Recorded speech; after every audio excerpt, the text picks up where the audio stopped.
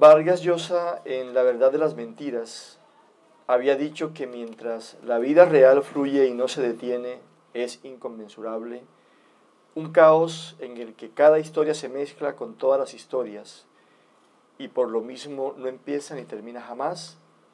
La vida de la ficción es un simulacro en la que aquel vertiginoso desorden se vuelve orden, organización, causa, efecto, principio y fin.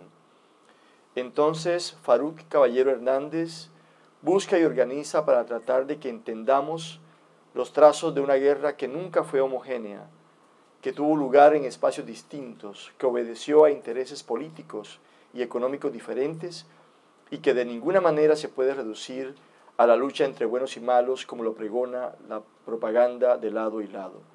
Su foco está en los textos literarios que se aglutinaron alrededor de Pedro Antonio Marín o Manuel Marulanda Vélez o Tiro Fijo, con voces de aliados, enemigos, admiradores y algunos detractores del comandante de las autodenominadas Fuerzas Armadas Revolucionarias de Colombia, FARC.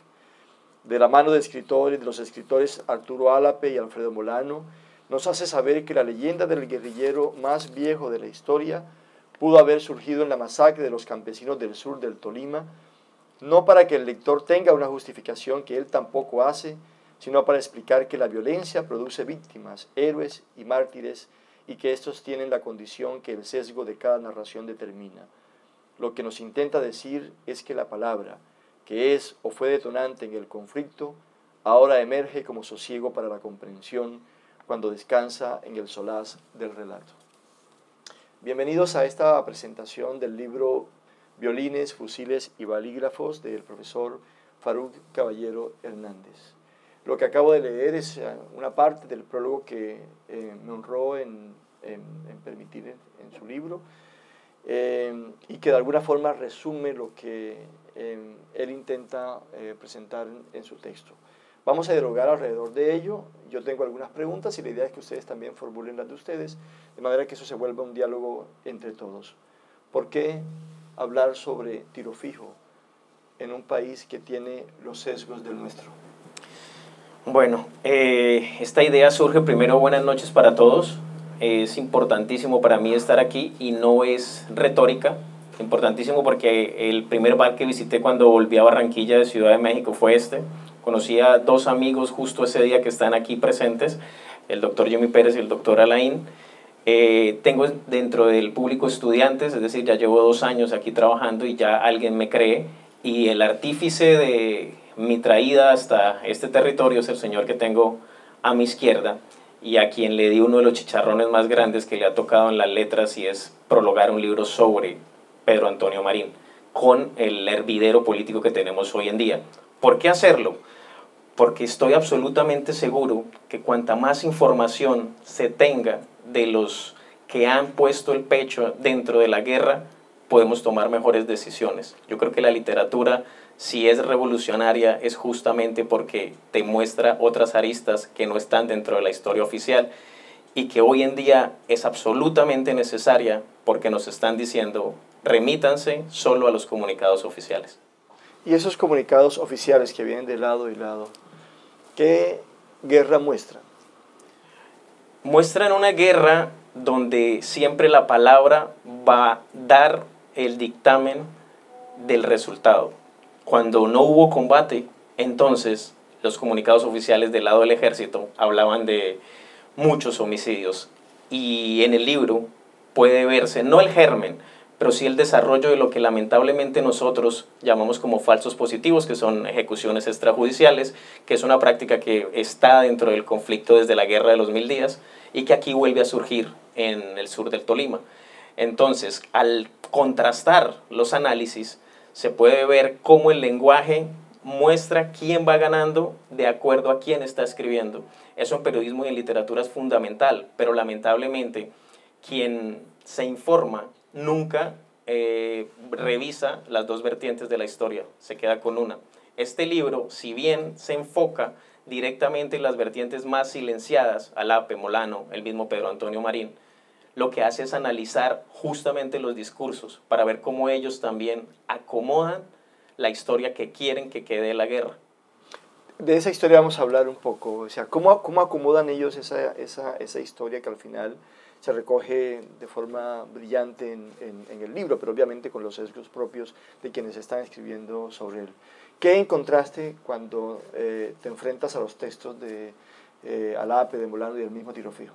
Bueno, Alberto es bastante directo y voy a arrancar por el título, en señalarme el camino a trabajar, cosa que agradezco mucho.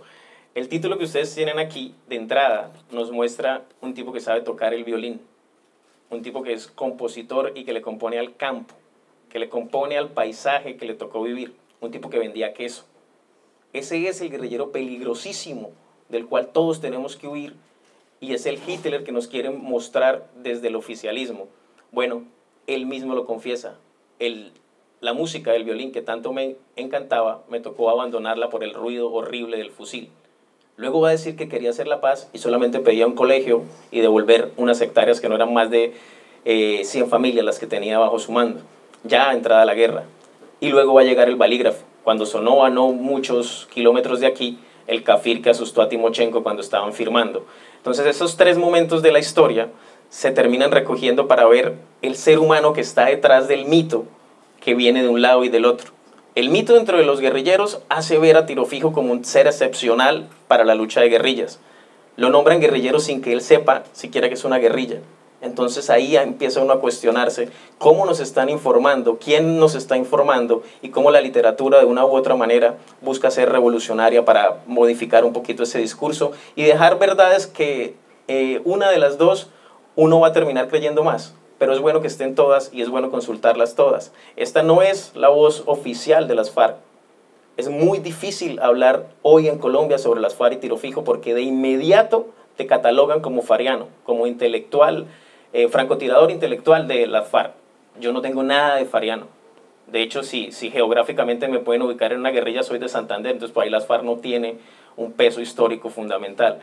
Y eso me permite ver cómo en el desarrollo de la historia este personaje tiene relación directa con la literatura clásica. Todos recordamos, por decirlo de alguna manera, quiénes eran los hijos de Zeus, por ejemplo. Cómo venían marcados los hijos de Zeus. Zeus es este tipo que se acuesta con todas las mujeres y deja semidioses regados. Entonces, el linaje de Tiro Fijo también va a marcar su desarrollo. Cómo él es víctima pertenece a una familia víctima de los conservadores, su abuelo participó en la guerra de los 1000 días, sus familiares son asesinados, y cómo de a poquito él solo encuentra el camino del fusil. No se justifica después de sus primeros 20 años de guerra cuando llega el narcotráfico, pero en principio el análisis literario de ese personaje sí permite ver las relaciones con la escritura que nos ha acompañado siempre. ¿Apologético? Muy difícil esa pregunta. Yo intenté que no fuese apologético, intenté terminar, y se los adelanto, hay escritores que no les gusta adelantar los finales, pero yo adelanto que el narcotráfico sí va a marcar el declive de Tiro Fijo. Tiro Fijo, cuando empieza su guerra, se aleja totalmente del comunismo. Ahora se inventaron una cosa de dos personas que no existen, una Castro, otra Chávez, dos muertos, entonces nos dicen que hay una cosa que se llama castrochavismo, hay dos muertos que nos manejan y, no sé, desde el inframundo tienen como hilos para que nosotros votemos por X o Y. En ese mismo sentido, digamos que Tiro Fijo se aleja del comunismo, se aleja de los liberales y se aleja de los conservadores. Entonces, personajes de este tipo permiten que uno haga un análisis que tiene que ser siempre de la misma manera, situado en un pueblo preciso.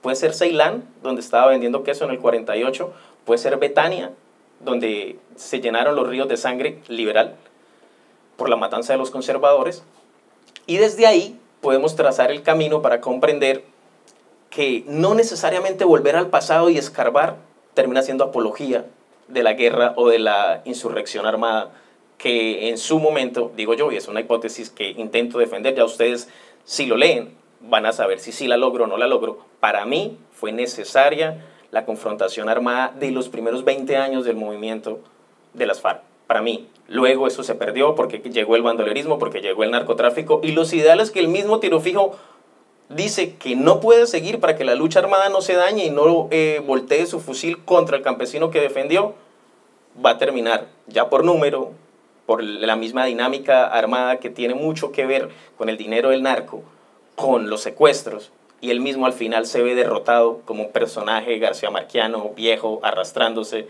sembrando, y reconoce que el norte de su lucha se perdió. Vamos a seguir hablando de ese desarrollo, digamos que cronológico que tiene la figura de Tiro Fijo, porque me interesa mucho intentar determinar cuándo se dan las rupturas y cuándo ese campesino deja de serlo para convertirse en una amenaza nacional. Cuando estaba escribiendo el prólogo, que como Faruk decía, fue muy difícil, justamente por el temor de incurrir en apologías que finalmente fuesen, digamos que censuradas. En lo personal yo pues tenía también el temor de que el libro fuese rechazado por la universidad, pues porque en medio de los sesgos que tiene el país a veces no se entienden ciertas apuestas, y mucho menos apuestas del tipo literario.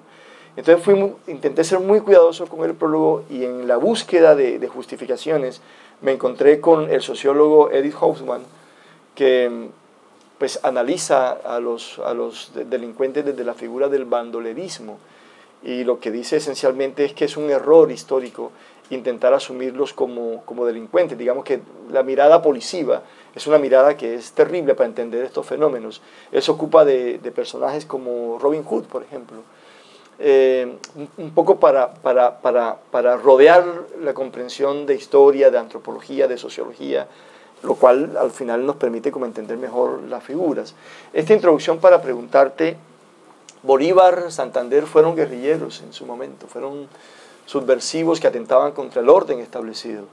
¿Crees tú que la figura de Tiro Fijo se va a instalar en algún momento en la historia nacional como se instaló Bolívar o Santander? Bueno, yo creo que es un reto que se debe asumir desde distintas áreas de trabajo. Creo que estamos en mora de una biografía tipo John Lee Anderson con el Che Guevara sobre Pedro Antonio Marín. Por supuesto, hay que hacer un trabajo muy fuerte, pero creo que los textos sobre la guerra en Colombia deberían ser de lectura obligatoria, no solo en las universidades, sino también en los bachilleratos. Que nos eliminen la historia de estos grandes personajes, que te agarro un pase teórico de Hobsbawm. Vamos también a la teoría de la memoria colectiva. Cómo en ciertos momentos de la historia de las culturas, un solo individuo termina recogiendo y siendo memoria colectiva de un pueblo. No, Tiro Fijo no significa todos los movimientos guerrilleros, pero sí recoge todo el sentir de los que sufrieron con los conservadores en el sur del Tolima. Entonces, volver a Tiro Fijo es volver a escuchar esas voces silenciadas que no están nunca en la tapa, y cuando están, que es muy gracioso, porque lamentablemente nosotros nos manejamos así. Cuando por fin Colombia conoce a Tiro Fijo en una entrevista, todos saben quién es, se burlan de Tiro Fijo porque él dice: yo lo que quiero es que haya paz. Nosotros tenemos un clasismo absoluto que tenemos que eliminar, y para eso está la literatura. Y por supuesto que se deben hacer muchísimos más trabajos. Este es un trabajo, es una investigación de 4 años, pero es un trabajo que permite que otros tengan otras dudas. ¿Por qué no tener la historia que le tocó escribirle a Carlos Fuentes y no la terminó sobre el M-19? ¿Por qué no leemos eso? ¿Por qué los muchachos hoy creen que M-19, FARC y ELN son lo mismo? Cuando se mataban entre sí, cuando no se podían ver. ¿Y por qué? ¿Por qué el M-19 no tuvo bases populares en el campo como sí las tuvo Tiro Fijo y sus 12 muchachos cuando empezaron? Esas cosas nos permiten comprender muchísimo mejor antes de dar un voto. Para eso es que sirven estas investigaciones, para que la gente se informe un poquito más y el voto y la democracia termine mejorando. Y para rodear también de contextos necesarios a este tipo de figuras, a fin de tener la comprensión exacta de la dimensión de los personajes. Porque evidentemente, sacados de ese contexto y puestos en la realidad de hoy, pues lo que vemos evidentemente es el guerrillero que amenaza, que tortura, que extorsiona, que trafica con drogas. Hablemos de la cronología de Tiro Fijo. ¿En qué momento deja de ser ese campesino bonachón que ya no podía escuchar el violín y que tiene que llevarse al cinto un arma para defenderse y defender a los suyos?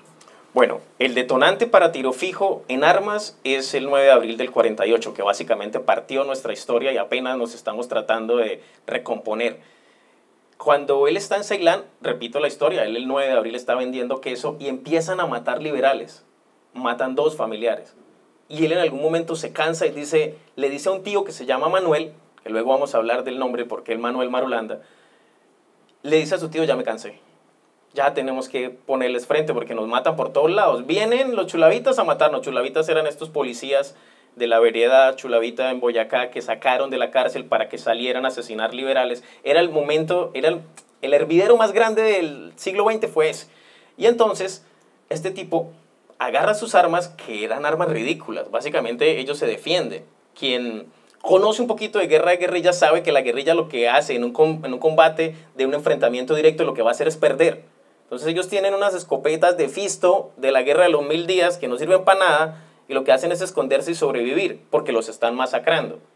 Cuando uno revisa la prensa de la época desde ahí, la prensa de la época desde ahí los trataba de bandoleros, de insurgentes, de asesinos.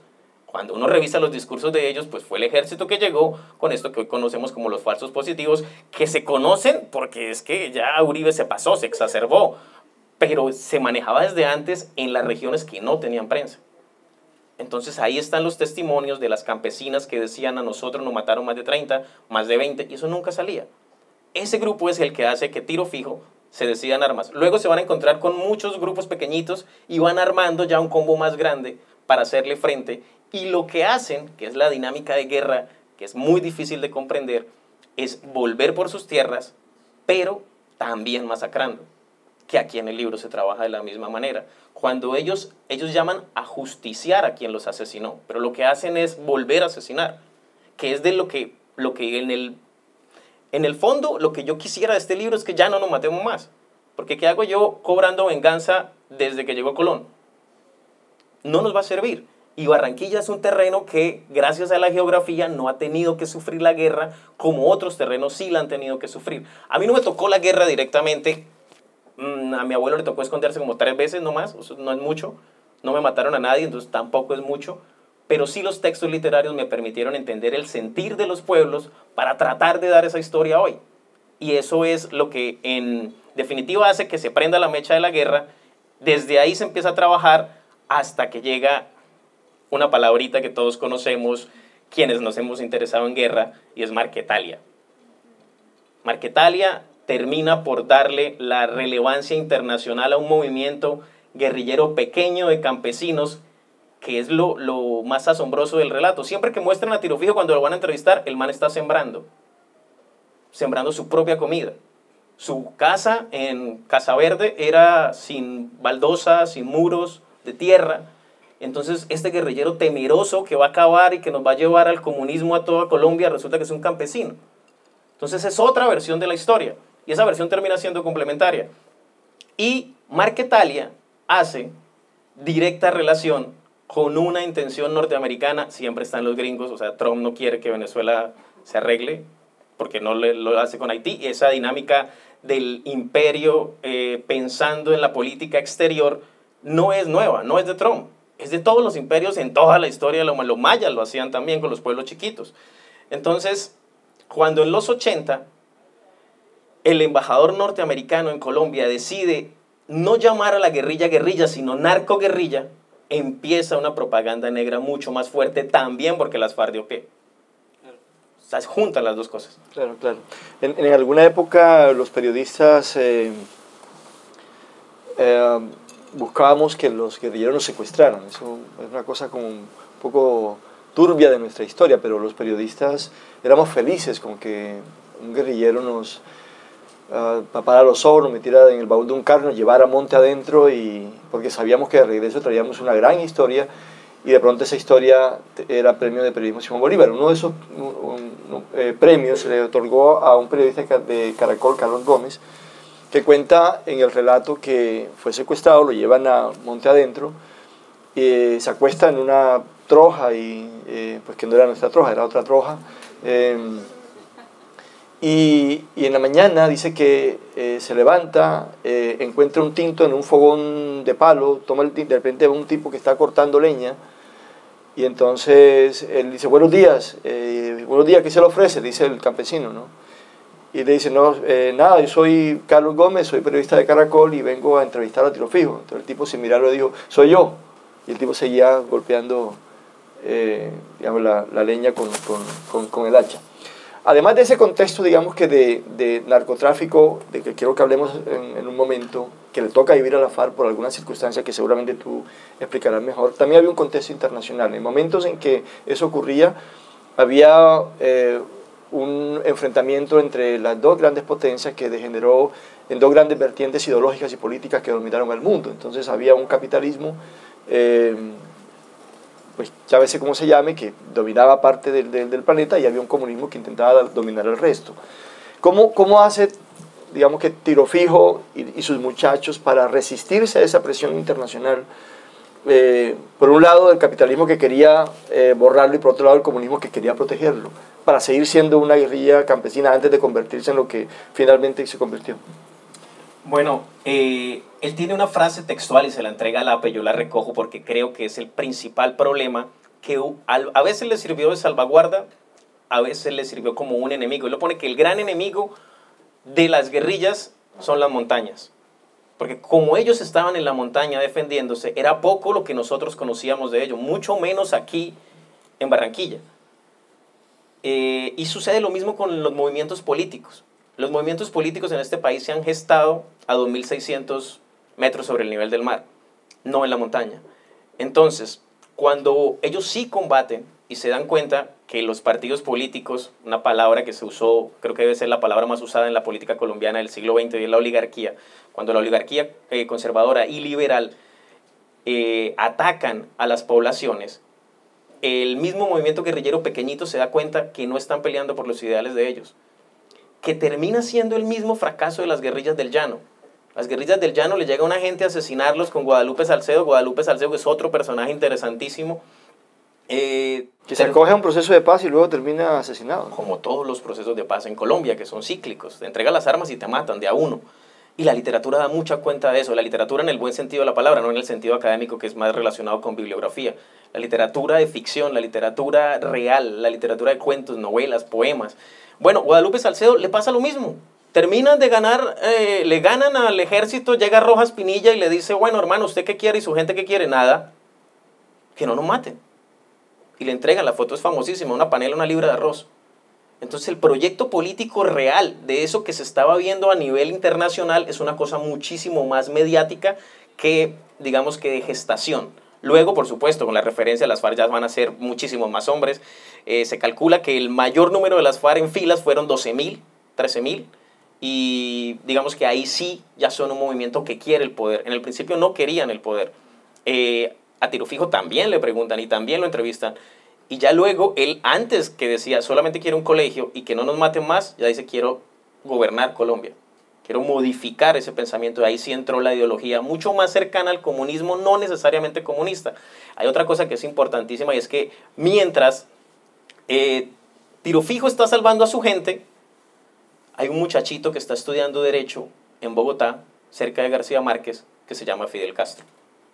Entonces después la figura de Fidel va a impactar tanto a nivel latinoamericano que todos terminan asociando todas las guerrillas con el movimiento cubano, con la revolución cubana. Y no es así.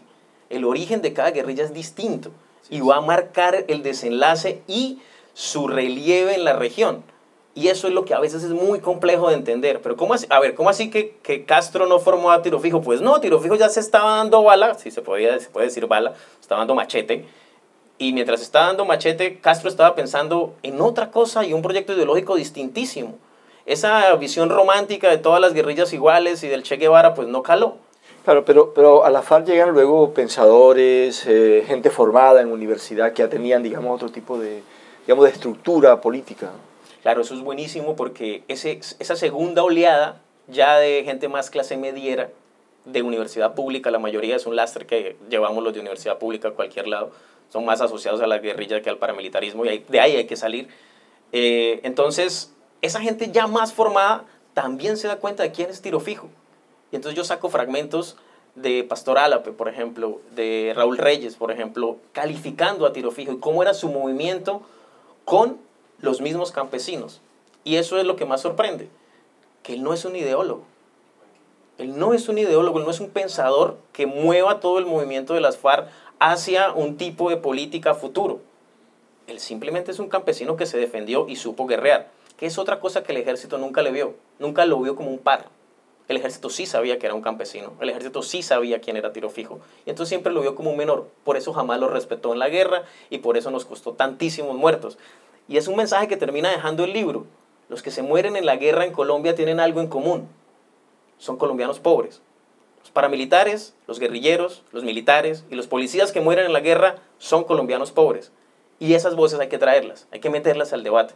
Porque nosotros andamos ahorita por el mundo hablando del posconflicto. Entonces la gente dice, posconflicto es una cosa bacana. Y todo el mundo dice que es el posconflicto. Nadie sabe qué es el posconflicto.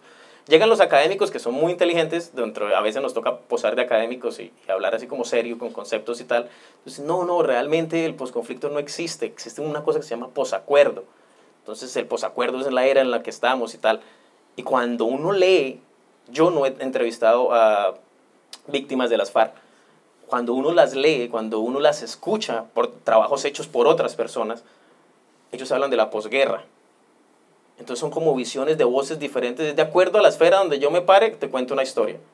Pero si yo voy y escucho realmente a los que participaron, pues están cansados de la guerra. Porque un militar tiene que pararse a matar a un guerrillero, porque un guerrillero tiene que pararse a matar a un militar todos los días. Digamos que eso es importante y yo creo que sí estamos en mora de generar más textos periodísticos y literarios, que ya ahora se fundieron de muchas maneras, sobre estas memorias. Hay una queja que hemos compartido sobre el papel de la prensa en los relatos de la guerra, porque al final lo que hacemos los periodistas en unas apuestas un poco a tientas sobre la realidad es contarla de forma sesgada, a veces sin saberlo, porque siguiendo con esta codificación que manejamos de lo que es y lo que no es noticia, al final terminamos ponderando hechos y actores que tienen una intención, pero nosotros nunca percibimos esa intención.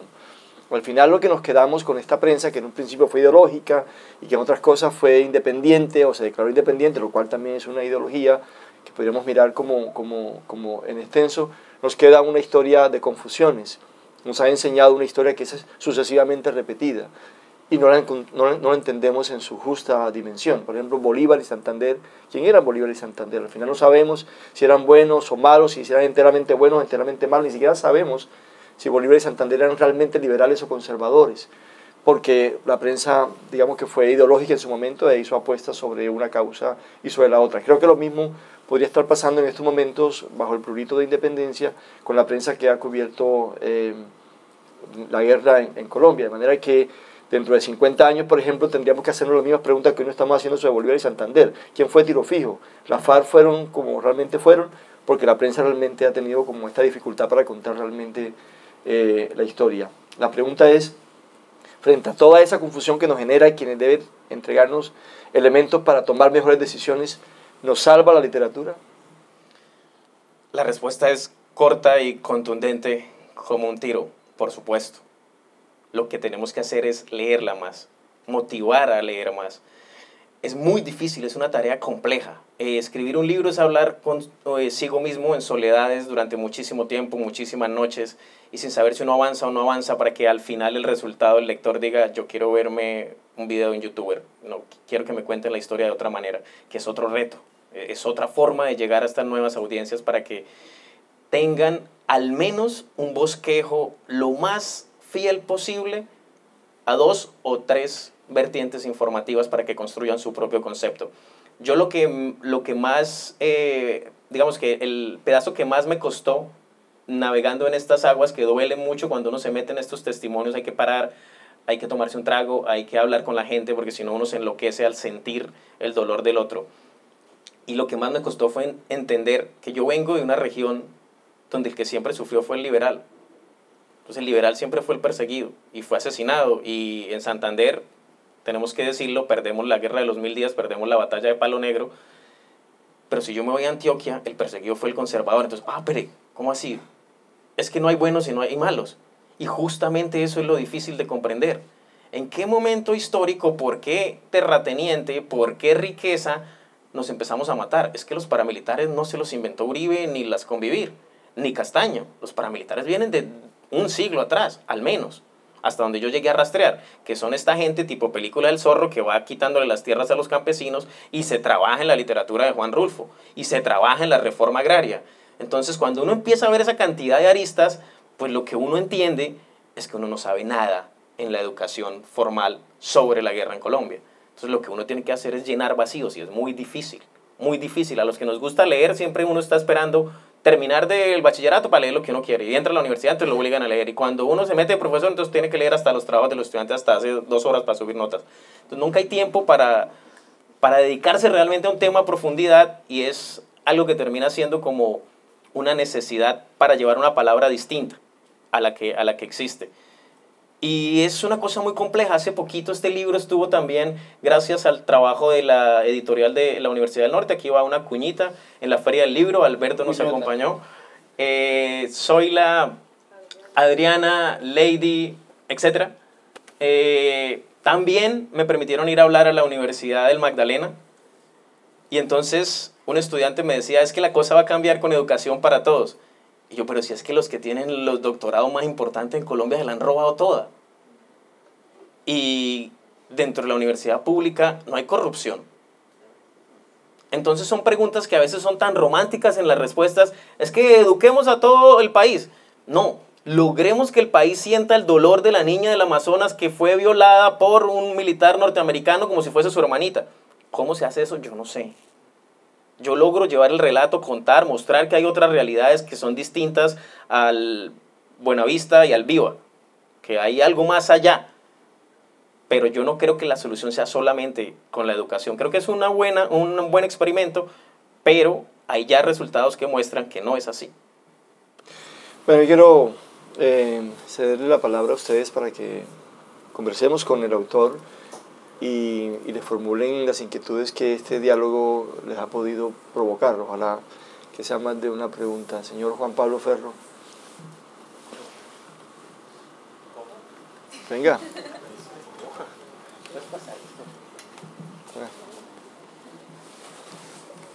Tengo 2 preguntas. Una, yo estuve también en la Universidad del Magdalena, no me dejaron ir, pero... se es sapo una vez en la vida.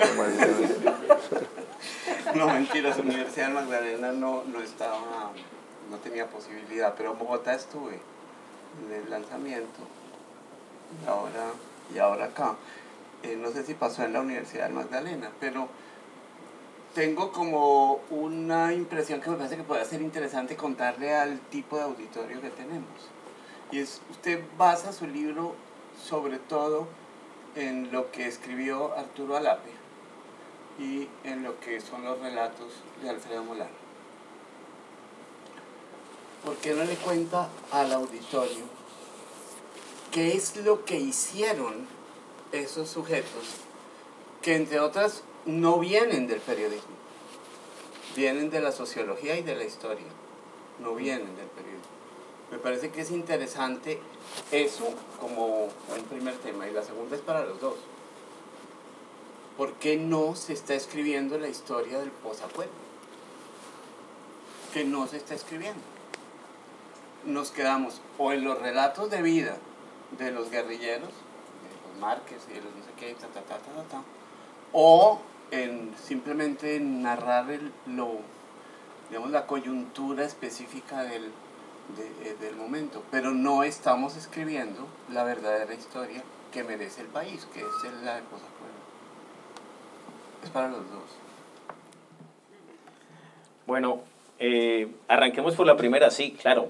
Arturo Alape y Alfredo Molano, más Pedro Antonio Marín escribiendo su propia historia, más bien dictándola, más algunos textos periodísticos son el corpus de análisis para crear a este personaje.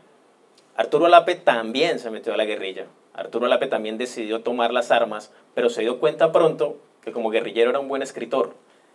Entonces, más bien, se dedicó en cuerpo y alma a narrar la otra historia, a hacer un género literario distinto que en ese momento no se hacía.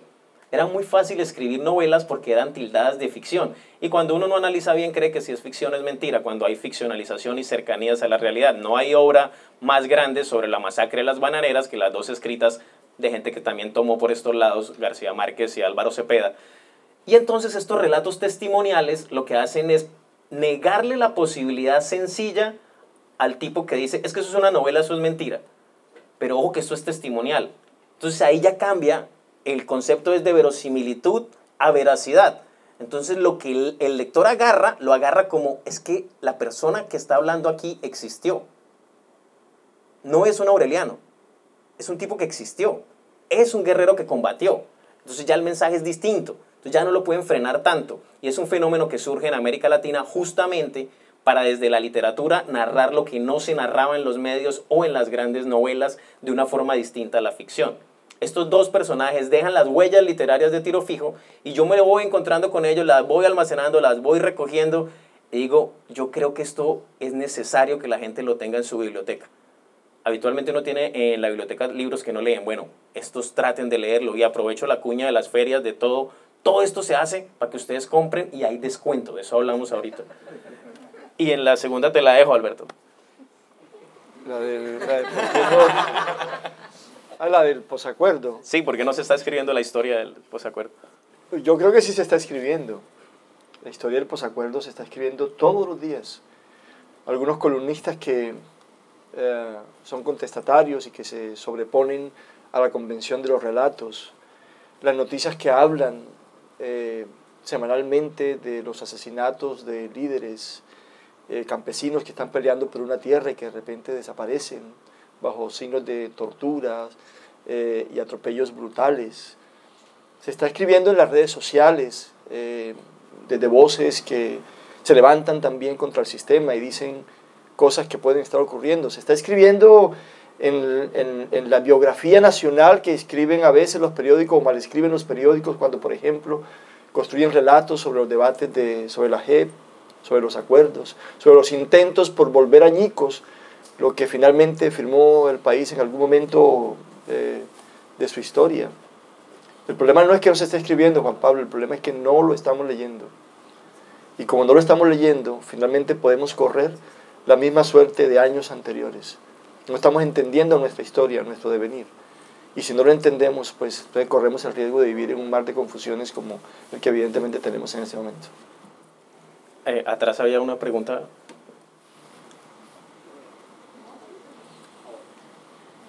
Profesor, usted me conoce, sabe cuál es mi ideología. Y a partir de lo que he escuchado en esta conversación, me he sentido muy identificado. Porque al igual que usted, considero que la historia se ha contado desde un sector de la sociedad, desde la élite, desde lo que usted comentaba como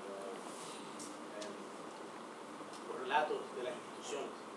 Y creo que eso tiene un sesgo muy alto y nosotros como ciudadanos de esta sociedad hemos caído en el vicio de considerar por creer y llegamos a dar por cierto lo que nos están vendiendo los medios y las instituciones. Considero de que existe un problema, una percepción de nosotros que no nos permite ver a ese ciudadano distinto, que no nos permite entender su realidad, que no nos permite comprender que atraviesa por situaciones diferentes, adversas, que de alguna u otra manera lo llevan a diferentes caminos, no solamente la guerrilla, sino también los paramilitares, los PNR o a las fuerzas militares. ¿A qué se debe esa polarización que todavía hoy existe? Bueno, es una pregunta que va a ser difícil contestar en esta noche, pero yo creo que hay dos grandes culpables. La clase que gobierna este país, que impide económicamente, que hay algo que ahí se toca un poquito la economía, pero el padre de familia que tiene que trabajar 18 horas al día, lo único que puede hacer es prender el televisor y que sus hijos se eduquen a través de 2 canalitos que tenemos ahorita privados y que nos muestran una realidad del país. Eso por un lado, creo que eso tiene relación. Y la segunda es que nosotros también, no sé por qué, jamás nos interesa el bienestar del otro o el contexto del otro. Es lamentable porque vamos a hacer cada uno un mea culpa, pero los que tenemos algún tipo de red social, si vemos una pinta que no nos gusta, criticamos. Si alguien manda un beso con Z, criticamos. Y no nos ponemos a ver por qué esa persona no tuvo mis mismos privilegios. Y nos enseñaron un discurso falaz del cual hay que salir, y es que los pobres son huevones y no se esfuerzan. Yo tengo es porque yo me esforcé. Y hay una cantidad de condimentos sociales, históricos, políticos y económicos que marcan por qué cada sociedad es como es.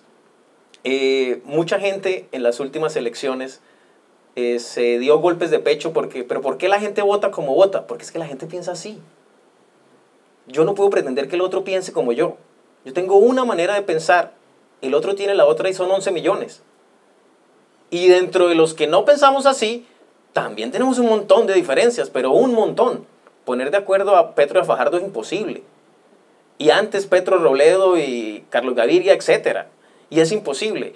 Y eso sucede porque no tenemos una organización general comunal que, digamos, nos obliga a vivir la vida como encerraditos en nuestra propia familia. Yo lo que quiero es lo mío para los míos. Y el proceso de paz es la muestra más clara. Oigan, nos estamos saliendo de un proceso de paz. Otra mea culpa. Si fuera clase uno diría, levante la mano el que, y siempre alguien la levanta. Mentira, en la norte no la levantaron. ¿Quién se leyó completo los acuerdos? ¿Quién hizo el ejercicio? Salimos de un proceso de paz. Bueno, los profesores somos reñoños, sí, los profesores nos toca porque cómo hablamos, pero pues nos toca. Pero el otro, el estudiante, oiga, pero es que hay un montón de gente que ya no se va a morir por una vaina que se firmó. Usted los conoce. No, pero le van a quitar la plata a los abuelitos. Porque eso nos lo dan en un textico o en un trino o en RCN o en Caracol. Entonces creemos. Y yo creo que eso, a ver, esforzarnos 7 horas o 10 horas para entender la situación del otro, creo que nosotros no tenemos ese tiempo. Y ojo, porque la exclusión social también se da en redes sociales. Así como Tiro Fijo en algún momento dijo, quiero que haya paz. Miren cuántas personas ustedes ven criticando en redes sociales. Primero aprenda a escribir y luego se dirige a mí. Ciudadanos de primero, de segundo, de tercero, de cuarto, quinto orden, con condiciones sociales que nos impusieron y que de ahí no salimos. Entonces, yo creo que esas son las dos grandes hipótesis que tengo de por qué no pensamos en el otro y por qué andamos como los caballitos de carrera solo con nuestras familias. No sé si te contesto. Y quiero felicitar a Juan Manuel porque ya compró el libro. Sí. Buenas noches, profesores, todos los presentes. Profesor Faruk, quisiera hacerle la siguiente pregunta. Todos sabemos que la historia que se conoce no corresponde a los hechos que acontecieron, sino a las distintas versiones de aquello que aconteció. No siempre la historia se escribe en presente tal cual como está ocurriendo. Muchas veces se escribe con base en recuerdos o en percepciones. Como la historia se contó tradicionalmente desde el establecimiento, el Estado, y las pocas veces desde una opacada posición de la subversión, poco a poco la historia se ha ido contando desde la versión de la víctima y últimamente desde la versión del victimario. Últimamente. El papel de los periodistas, y por supuesto la pregunta es para los dos, el papel de los periodistas ha sido de alguna manera discreto y mayoritariamente del lado de las versiones oficiales del Estado. Conociéndolo usted como lo conozco, que sé que no es de izquierda por nada, porque no es capitalista, toma Coca-Cola y todo, etc. Sé que su lectura está desde lo académico, desde su ser literato, desde su ser periodístico, desde su sensibilidad humana, pero yo ahora quiero hacerle extensiva la pregunta a ambos. Y entonces, ¿cuál es el rol del periodista moderno y cuál es la responsabilidad social de los comunicadores frente a una realidad que ya no se puede ver solo desde los dos extremos, sino que hay montones de visiones sobre eso mismo? Y si de verdad quisiera saber qué tanto de periodista hay ahí, qué tanto de literato hay ahí, y cuál es esa responsabilidad social de los periodistas. Gracias.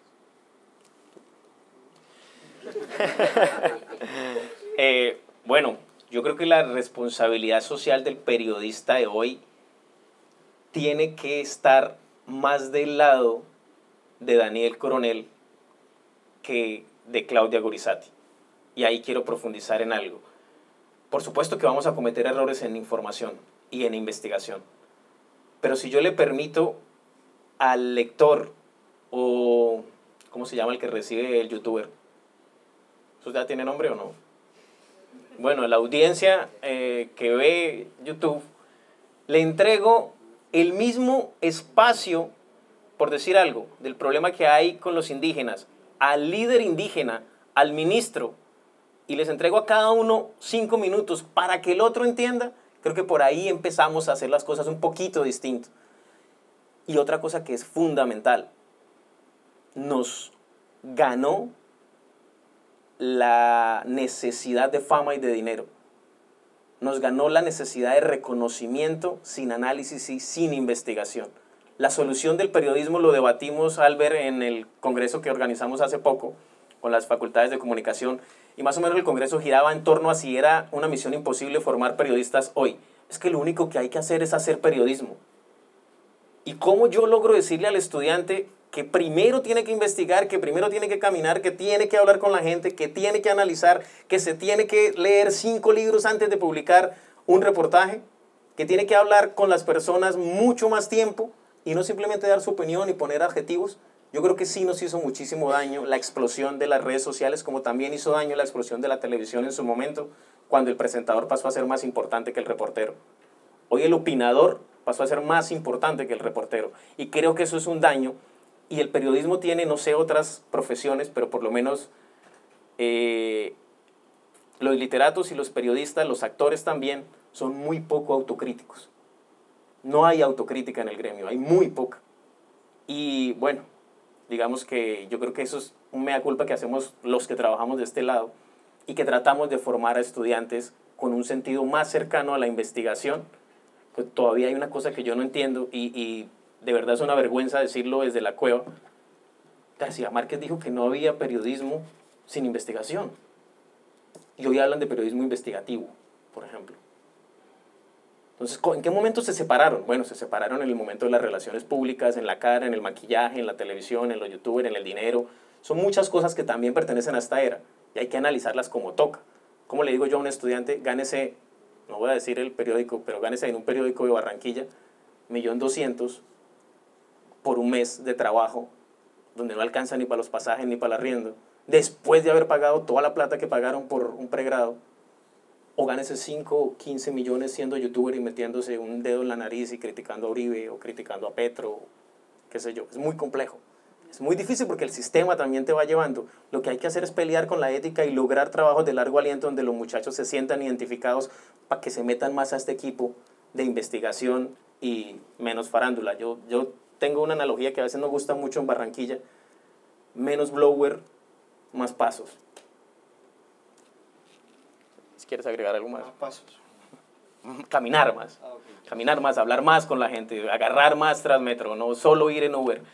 Conocer un poquito el contexto, porque también hacemos periodismo desde una sala, un computador bien bonito, y no se hace mucho más que eso. Entonces hay que lograr convencer a la gente para que meta en la agenda las voces que no se meten. Sí, yo agregaría que, digamos que los periodistas tenemos que leer mejor la realidad, leer mejor nuestros contextos, porque aparentemente son sobrevinientes y no nos damos cuenta.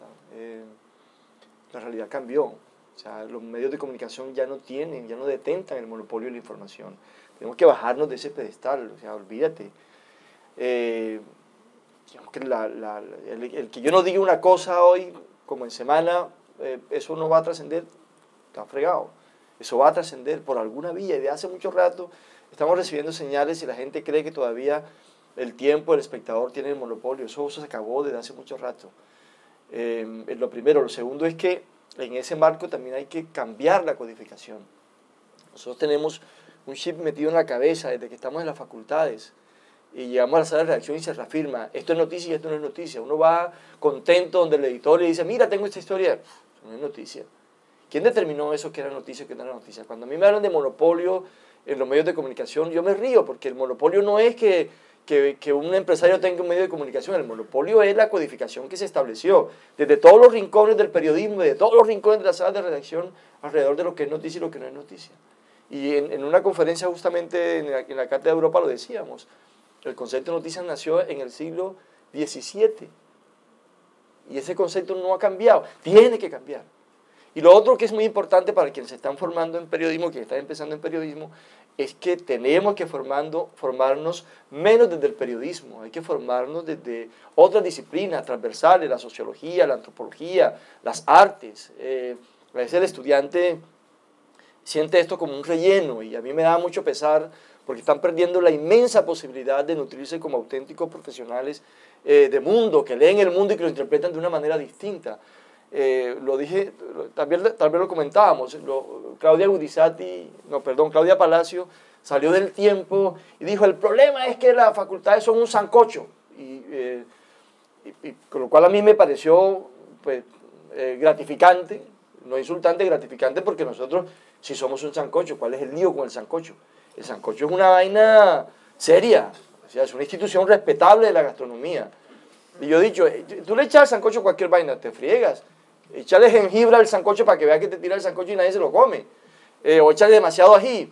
Nada, tú tienes en una olla, como las facultades, tienes en una olla, le echas oficio, cómo se construye una noticia, le echas un poco de humanidades y lo revuelves ahí para que, tú sabes, no se vuelva un pegoste todo aquello.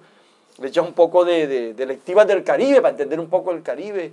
De repente está faltando algo de bilingüismo, entonces le echas ahí segunda lengua para que el man se interprete como es la vaina. Y tú meneas esa olla y después sirves un plato que es tremendamente apetitoso. ¿Cuál es el lío?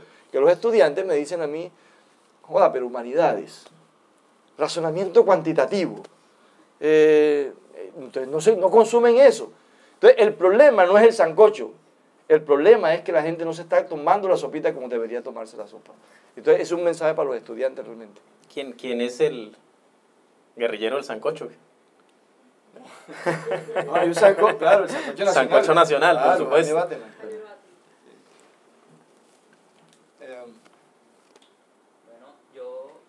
buenas noches a todos. Mi pregunta, ya hablamos bastante de los victimarios, de las víctimas, de las personas que estudian desde la academia. Mi pregunta va dirigida sobre las personas del común. Aquellas personas que en estos momentos no están aquí, que no tienen la posibilidad de comprar un libro de esto, que no están acostumbrados a leer este tipo de historias, que se han basado toda su vida en lo que es oficial, en lo que dicen los medios, en lo que dice el gobierno.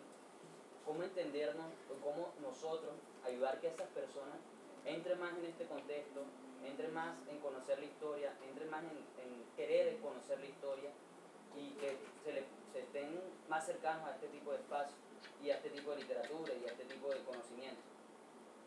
Es para profesor Faruk. Bueno, contestarlo también es muy, muy complejo. Yo creo que hay maneras de llegar. Digamos, las redes sociales nos pueden acercar, hay más celulares que seres humanos en Colombia, por ejemplo. Entonces, podemos agarrar la estrategia del no, pero no diciendo mentiras, sino diciendo la verdad. Buscar nuevas maneras narrativas para llegarle a ese público. Justamente yo arranqué diciendo que hace 52 años la editorial sudamericana imprimió un libro que cambió la historia de la literatura escrita en español, 100 años de soledad. Hay muchísimos colombianos que no han leído 100 años de soledad. Yo creo que eso debería ser pecado capital, cárcel y trabajo comunitario. Para los que leen.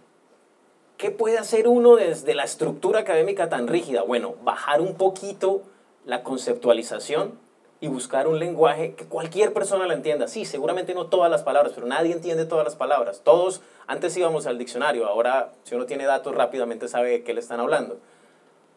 Entonces creo que ese puede ser un primer paso, pero hay que dar muchísimo más. Es que yo soy muy malo, pero me encantaría que esto fuera acompañado con una introducción de video. Pero pues aburro en 2 minutos, entonces se pierde el trabajo, más bien que lean. Y cuando uno no agarra 15 páginas o 20 páginas y el libro no lo agarró, pues el libro no es para uno. Y esa es la pelea que se da desde la producción libresca. Yo estoy totalmente de acuerdo contigo, no es suficiente. Si esa persona del común sigue dominada desde los medios de comunicación o desde cómo se eduque o nunca tiene tiempo para leer, pues hay que buscar la manera de llegarle. Pero lo primero que hay que hacer, el primer paso, es lograr que los que sí están, sí lean. Que esa es la otra. Porque nos vamos al que está fuera, al que no lee, al que jamás ha agarrado un libro. Bueno, ok, vamos a tratar de hacer muchísimos más esfuerzos para llegarle a esas personas. pero ¿cómo llegamos para el que sí está ahí y tampoco lee? Que es dificilísimo, yo no sé, es rarísimo que estén aquí sentados porque jugaba junior, no hay clase, no están obligados, no hay nota, y entonces digamos que ya es un pasito más. Bueno, ojalá lean. ¿Qué más hacemos? Bueno, hacemos que Alberto se mata la cabeza, yo le saqué un montón de canas para cambiarle el título, para ver cuándo pasábamos el libro. El primer jurado que tuvo este libro está ya sentado, también es canoso. Hay otros debates, entonces la editorial espera un momento, porque no era el momento indicado históricamente para que saliera el libro. Históricamente estoy hablando hace 2 años. Hay que esperar un poquito, hay que esperar que pase una ola. Y ese es el trabajo que damos desde aquí. No es suficiente, por supuesto que no es suficiente. Pero algún impacto va a generar y desde ahí hay que seguir trabajando. Yo no sé si hay ideas de sacarle a esto reseña, biblio, no sé qué, esas que hacen ahora, no sé cómo se llama eso, las reseñas de libros en YouTube. Buenísimo, para que llegue a otra persona, pero si no nos toca entre amigos que leen, oiga, le hace esto, oiga, oiga, ayúdeme con esto. Y ahí va uno cambiando. Pero son esquemas, digamos, diferentes y sí hay que pensar más allá. Si la academia se queda solamente en el aula, la academia fracasa si quiere cambiar la sociedad. Y es una crítica que puede funcionar para Barranquilla. Tenemos una universidad que cada vez crece más. La ciudad está creciendo de la misma manera que la universidad. Sí, no, están ligados, no están ligados. Y pasa lo mismo en el resto de Colombia. Hagamos solo el ejemplo aquí. Si es en serio que todos los trabajos tan buenos de esa gente tan inteligente que tiene la Universidad del Norte se están impactando en la sociedad, al menos en la cercana, al menos en la de Puerto Colombia, entonces esa es una crítica que yo asumo como propia, también como yo a ver qué estoy haciendo. ¿Será que si me dan 2 horitas los sábados? No, que no le dé muchas ideas al jefe para ir a trabajar en un colegio de trabajo social, ¿lo hacemos o no? O que vengan a la universidad y aquí hablamos dentro de la universidad. Yo creo que sí es muy válida tu pregunta y creo que por ahí es, buscar, experimentar, hacer. Bueno, yo hoy quiero insistir en el libro, ¿no? En que compren el libro, y quiero insistirles con un par de párrafos que aparecen también en el prólogo. Es sin duda una obra original, rigurosa, analítica, documentada y bien escrita, que le permite a la academia atender la responsabilidad fundamental de darnos explicaciones necesarias a partir del texto para que la mayor cantidad de ciudadanos conozca los ruidos y silencios de una guerra que ha costado tanto. Porque violines, fusiles y balígrafos, y ahí su fin último, realmente lo que intenta es librarnos de los horrores que intrínsecamente también nos volvieron a todos combatientes y tendernos una mano para cruzar el puente hacia ese territorio esquivo que ya se asoma en la vera del camino, que es la paz. Cuando se estaba discutiendo el proceso de paz en el gobierno de Andrés Pastrana, hubo muchísimos funcionarios que peregrinaron hacia el campamento, ¿cómo se llama? San Vicente del Caguán. De San Vicente del Caguán, a rendirle un poco como de información a la guerrilla. Esto ya el país lo ha olvidado, pero en el gobierno de Andrés Pastrana, cuando la FARC tuviera un territorio más grande que un país europeo como Suiza, allá iban los funcionarios a rendirle cuentas un poco. Y yo acompañé a Juan Camilo, yo era redactor de La República, y acompañé a Juan Camilo Restrepo a rendirle cuentas al comando superior de la guerrilla, y llegó Tiro Fijo. Tiro Fijo no se demoró mucho, llegó en un campero, escuchó un rato a Juan Camilo Restrepo, que era el ministro de Hacienda, y a las 6 de la tarde miró el reloj, el mismo reloj que le había regalado Pastrana, el gobierno de Pastrana, lo miró y dijo, son las 6 de la tarde, me voy porque por aquí hay mucho guerrillero, y cogió el campero y se largó. Entonces son las 7:30 de la noche, yo me voy porque estoy hambriento y nos están esperando ahí unas picadas y un jugo de corozo. Muchas gracias por estar aquí. Gracias.